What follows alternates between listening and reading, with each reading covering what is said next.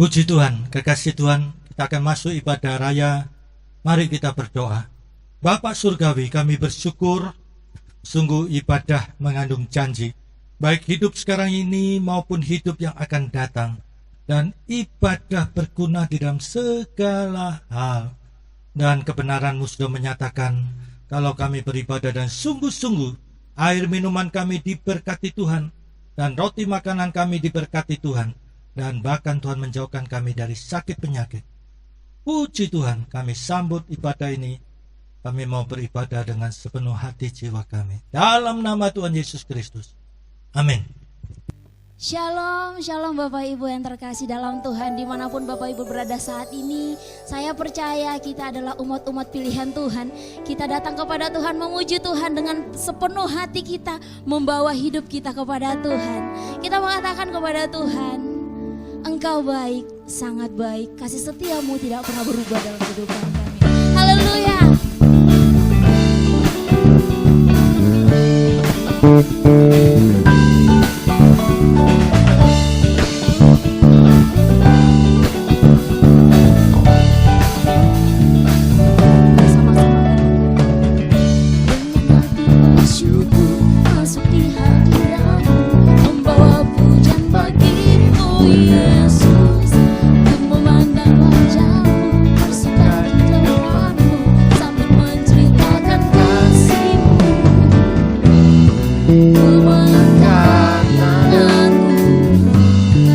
Sorak-sorai baik,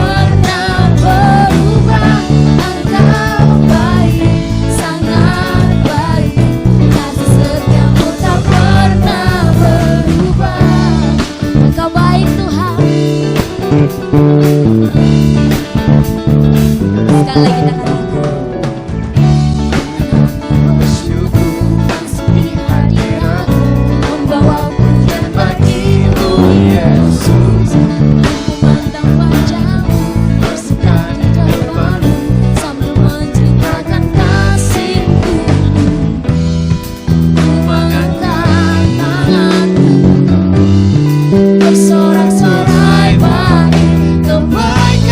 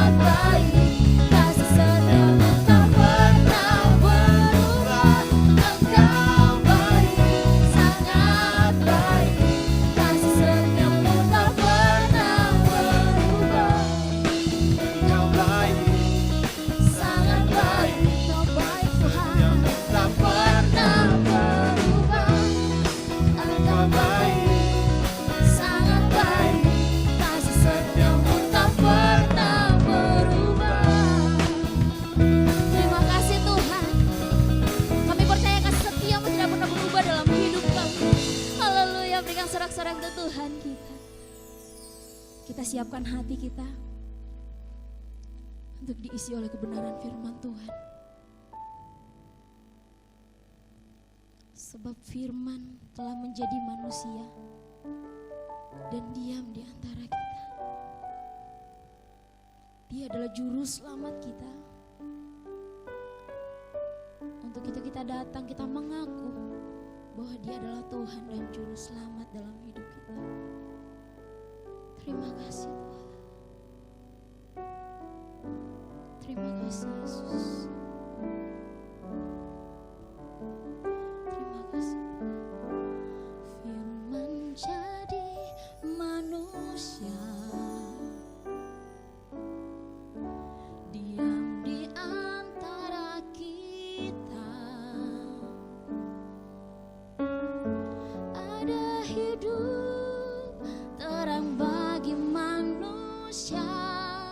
Engkau datang bagi kepunyaanmu.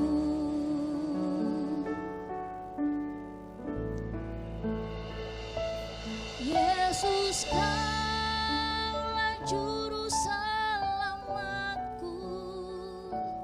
Ku akui Kau Tuhan bagiku. Kau terang bagi saat gelapku. Kau pintu bagi setiap jalan. Kami bersyukur Tuhan. Firman jadi manusia, diam di antara kita. Diam di antara kita. Amin. Ada hidup terang bagi manusia. Engkau datang bagi kepunyaanmu. Sekali lagi kita katakan firman jadi manusia. Firman jadi manusia, diam di antara kita. Ada hidup terang bagi manusia. Engkau datang bagi kepunyaanmu. Yesus, Kaulah juru selamatku. Ku akui Kau Tuhan bagiku. Kau terang bagi saat gelapku. Kau pintu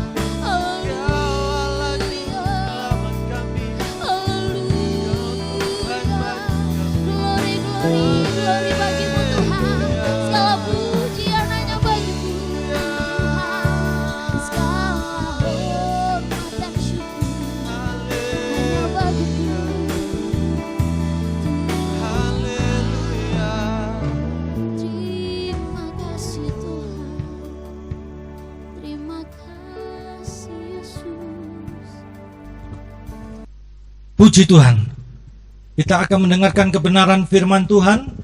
Mari kita berdoa dan kita simpan firman ini dalam lubuk hati kita yang paling dalam. Amsal pasal 4 ayat 22 mengatakan, kalau kita simpan firman dalam lubuk hati, itu yang menjadi kehidupan, bahkan menjadi kesembuhan bagi tubuh jasmani kita. Kita sambut firman Tuhan dalam nama Tuhan Yesus Kristus.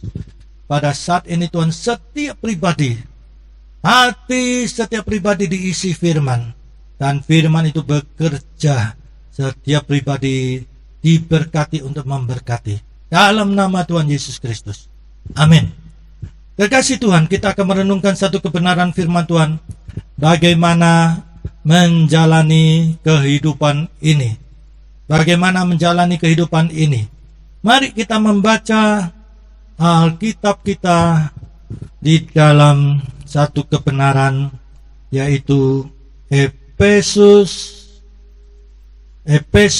pasal 5. Efesus pasal 5 kita membaca ayat 14 sampai dengan 21. Efesus pasal 5 ayat 14 sampai dengan 21. Demikian firman Tuhan. Itulah sebabnya dikatakan, bangunlah, hai kamu yang tidur, dan bangkitlah. Lihat, bangun, bangkit. Bangun, bangkit dari antara orang mati, dan Kristus akan bercahaya atas kamu. Jelas harus ada tindakan iman. Tindakan iman.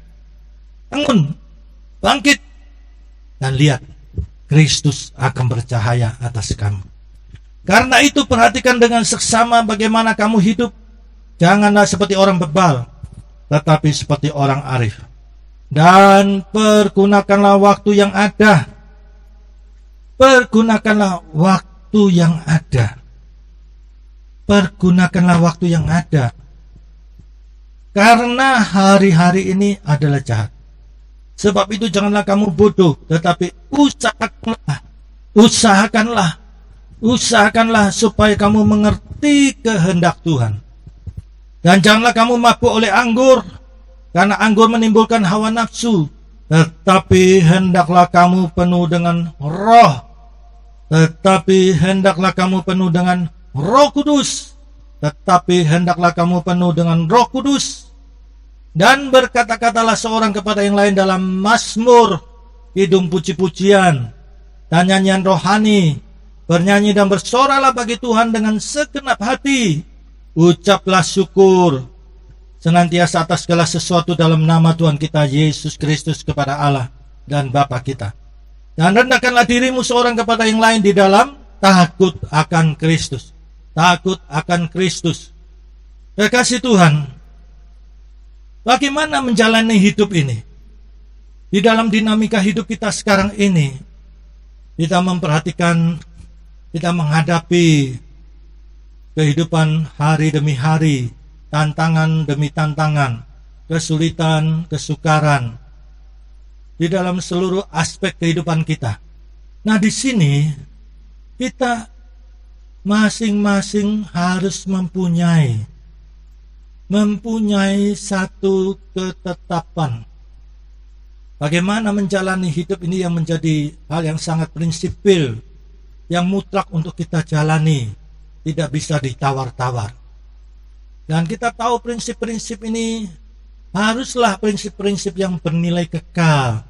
Karena kita tahu bahwa hidup manusia hanya sementara dan fana. Maka kita harus tetapkan hal-hal yang rohani ini. Coba kita perhatikan. Kita perhatikan bahwa hari-hari kita jalani dengan hal yang sangat-sangat penting untuk kita lakukan secara mutlak, yaitu berkaitan keberadaan tubuh jasmani kita. Kita harus setiap pagi kita membersihkan tubuh ini, kita mandi, kita sikat gigi, kita sarapan. Demikian juga saudara harus perhatikan bagaimana kondisi rohani saudara. Kalau yang jasmani, yang fana, yang sementara saja punya ketetapan yang kita sudah kenakan dalam hidup kita setiap hari yang sangat perlu untuk kita lakukan, kita bisa tawar-menawar, maka demikian juga dalam menjalani hidup ini. Kita harus punya prinsip-prinsip yang mutlak, yang bernilai kekal, yang untuk senantiasa hidup kita di dalam perkenanan Tuhan. Nah, di sini saudara, ada beberapa prinsip kita belajar dalam perjanjian baru, yaitu menjalani kehidupan dengan iman. Kalau kita memperhatikan di dalam 2 Korintus, kita membaca 2 Korintus pasal 5, 2 Korintus pasal 5 ayat 7, kebenaran firman Tuhan katakan apa? Sebab hidup kami ini adalah hidup karena percaya, bukan karena melihat. Rasul Paulus seorang cendekiawan. Dia seorang ahli filsafat, ahli misi. Di dalam apa? Tetapi kita perhatikan kekasih Tuhan. Kenapa? Rasul Paulus menyatakan di dalam 2 Korintus pasal 5 ayat 7, sebab hidup kami adalah hidup karena percaya, bukan karena melihat. Lihat di sini kekasih Tuhan. Rasul Paulus menyatakan apa? Tetapi hati kami tabah. Terlebih suka kami beralih dari tubuh ini untuk menetap pada Tuhan. Sebab itu juga kami berusaha, baik kami diam di dalam tubuh ini maupun kami diam di luarnya, supaya kami berkenan kepadanya. Kekasih Tuhan, ini Rasul Paulus. Dia seorang cendekiawan, dan di dalam manusia batiniahnya, Rasul Paulus menetapkan dia mau menjadi seorang di dalam perkenanan Tuhan. Nah, kalau kita menjadi seorang yang di dalam perkenanan Tuhan, maka kita perlu hidup dengan percaya, bukan karena melihat. Karena dunia ini sudah jatuh dalam dosa, dan dunia ini banyak fata morgana, banyak hal-hal yang kelihatannya indah tapi berbahaya. Kelihatannya jalannya lurus tapi ujungnya maut. Itu Amsal katakan. Kekasih Tuhan, maka di sini betapa pentingnya kita menjalani hidup sebagaimana Rasul Paulus sudah nyatakan, hidup dengan percaya, dengan iman. Kalau kita membaca di dalam 1 Yohanes, di dalam 1 Yohanes pasal 3, maka satu kebenaran yang harus kita ketahui. Lihat, firman Tuhan sangat jelas sekali, ya, sangat jelas, supaya kita ini jangan bergantung kepada hal-hal duniawi ini. Apakah yang mengalahkan dunia ini? Firman Tuhan sangat jelas katakan bahwa yang mengalahkan dunia ini adalah dia yang percaya. 1 Korintus 5 ayat 5. Siapakah yang mengalahkan dunia? Siapakah yang mengalahkan dunia? Siapa?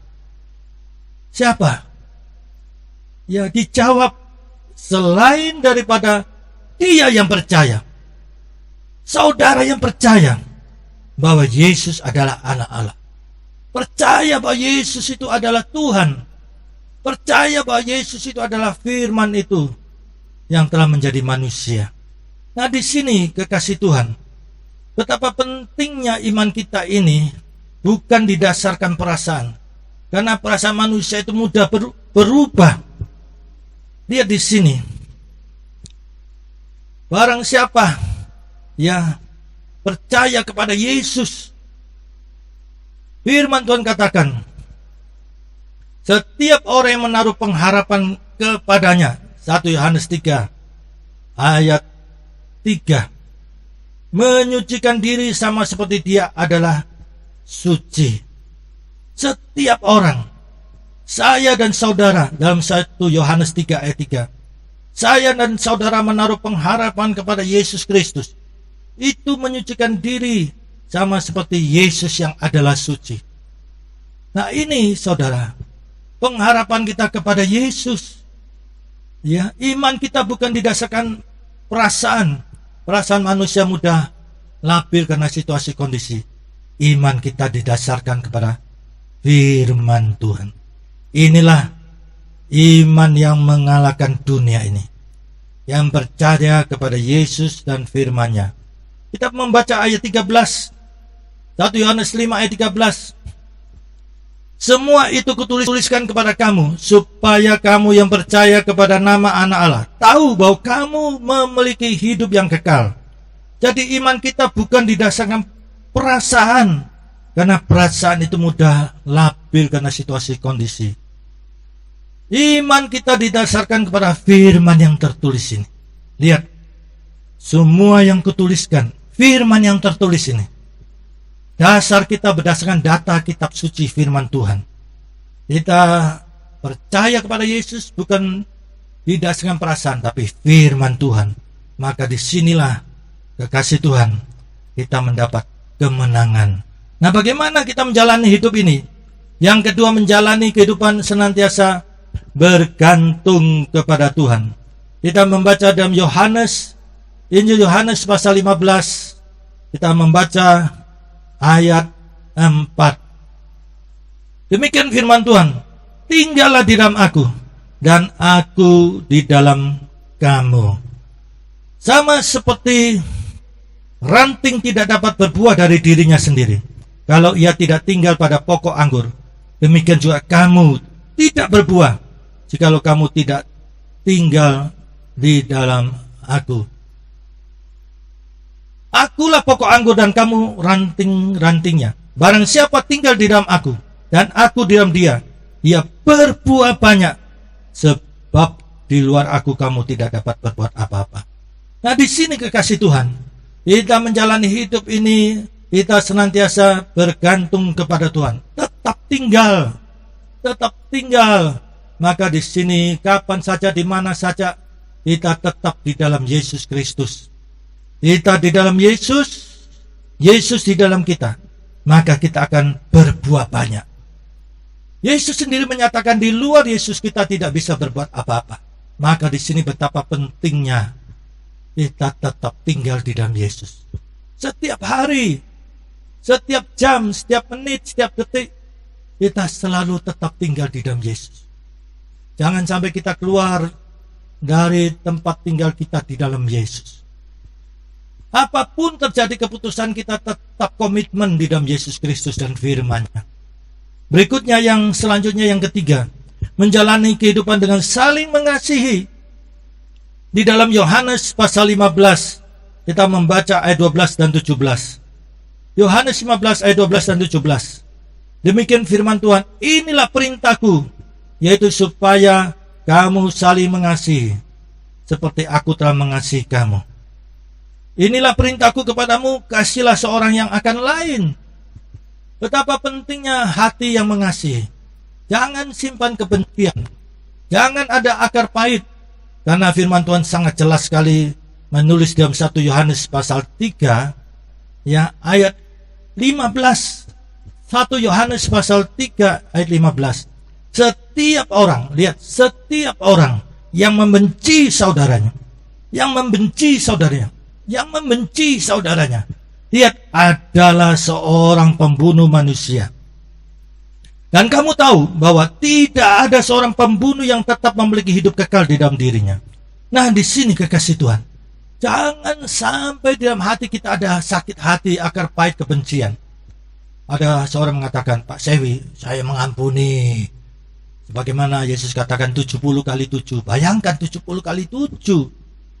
Hebat. Tapi suatu hari ketika dia lagi sedang jengkel, sedang marah, ya sedang sumpek, ya langsung meluap dari hatinya. Apa itu si A itu? Ya, padahal sebelumnya sudah mengatakan mengampuni 70 kali 7. Nah, ini hatinya yang paling dalam lubuk hatinya itu masih ada akar pahit, masih ada sesuatu yang belum dibereskan. Hatinya belum murni. Bukankah firman Tuhan katakan dalam Amsal pasal 4 ayat 22? Simpan firman itu dalam hatimu. Jangan simpan kebencian, jangan simpan akar pahit, Jangan simpan sakit hati, dendam. Simpan firman Tuhan. Simpan itu. Dan itu menjadi kehidupan bagi mereka yang mendapatkannya. Dan menjadi kesembuhan bagi mereka yang sakit. Bahkan kesembuhan bagi tubuh jasmani. Lihat, tubuh jasmani. Ini firman Tuhan yang katakan, tidak keliru. Dan firman Tuhan itu adalah ya dan amin. Jangan izinkan sampah-sampah, set-set ulat-ulat itu bercokol di lubuk hati kita. Bersih, murni. Kita jaga. Jangan ada sampah. Jangan sampai ada akar pahit di lubuk hati kita yang paling dalam. Dan kita lihat berikutnya, menjalani kehidupan dengan menjadi saksi Kristus. Hidup kita ini selalu memasyurkan Yesus. Bukan memasyurkan diri kita. Bukan memasyurkan kerajaan kita. Bukan memasyurkan keluarga institusi kita. Tapi memasyurkan nama Yesus Kristus. Di dalam Matius pasal 28 ayat 18 sampai dengan 20. Kebenaran ini luar biasa. Lihat, Yesus datang kepada murid-muridnya. Yesus proaktif datang kepada muridnya. Dan Yesus apa? Segala kuasa di bumi, di surga ada pada tanganku. Segala kuasa di bumi juga ada pada tanganku. Pergilah. Waktu percaya menunjukkan sikap, ya bertindak. Pergi ini bisa kita katakan kita memikirkan, kita planning, kita mewujud. Mana supaya pekerjaan Tuhan itu excellent. Bagaimana supaya hidup kita memasyurkan nama Tuhan.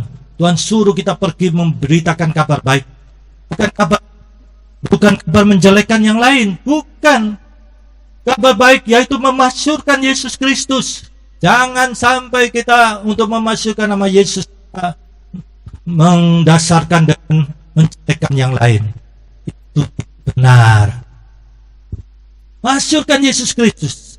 Sampaikan Yesus Kristus. Firman Tuhan katakan apa? Saudara melakukan bagian saudara, maka Tuhan akan melakukan bagiannya. Ketahuilah, dipertegas, ketahuilah. Aku menyertai engkau sampai kepada akhir zaman. Jadi tidak perlu khawatir ekonomi saudara. Tidak perlu khawatir akan masa depan saudara, pekerjaan saudara, usaha saudara. Kalau saudara sungguh-sungguh memasyurkan Yesus, lihat, Tuhan beserta saudara sampai akhir zaman. Tuhan beserta saudara sampai akhir zaman. Sampai dikatakan, ketahuilah, ketahuilah, ketahuilah. Puji Tuhan, janji Tuhan bukan slogan, bukan muluk-muluk, bukan kalimat yang indah-indah, tapi janji Tuhan adalah ya dan amin. Bukan untuk sekiranya kalau ada makhluk di planet, bukan. Bukan untuk malaikat-malaikat suci itu, bukan. Untuk saya dan saudara.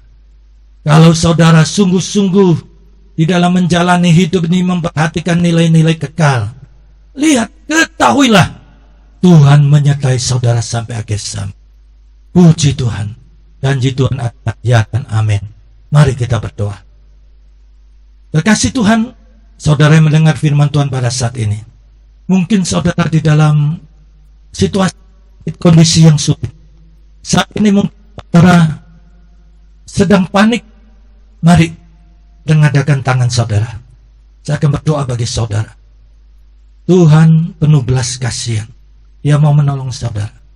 Mari, sebagai hamba Tuhan, kami mohon Tuhan Yesus, tangan Tuhan yang berlubang di kayu salib menjamah setiap pribadi. Hati Tuhan baik, hati Tuhan penuh belas kasihan dan maha penyayang. Berseru sebagai hamba Tuhan, dalam nama Tuhan Yesus Kristus, dalam nama Tuhan Yesus Kristus, dalam nama Tuhan Yesus Kristus, Tuhan jamah setiap pribadi. Kami yakin Tuhan Yesus tidak berubah, baik kemarin, hari ini, dan selamanya. Setiap pribadi dijamah, ditolong, dibela Tuhan. Terima kasih Tuhan. Kami yakin berkati bangsa negara kami Indonesia, NKRI tetap terjaga, Indonesia ditolong Tuhan. Mari belas kasihan Tuhan terhadap bangsa ini. Kami mohon Indonesia diberkati Tuhan. Para pemimpin diberi hikmat, para medis diberi hikmat, supaya vaksin bisa ditemukan dan virus COVID-19 bisa teratasi. Indonesia diberkati Tuhan. Kasih karunia Bapa Surgawi, kasih Tuhan Yesus, dan persekutuan Roh Kudus menyertai saudara mulai sekarang ini sampai Maranatha Tuhan Yesus datang kembali. dalam nama Tuhan Yesus Kristus. Haleluya. Amin. Puji Tuhan, Tuhan memberkati.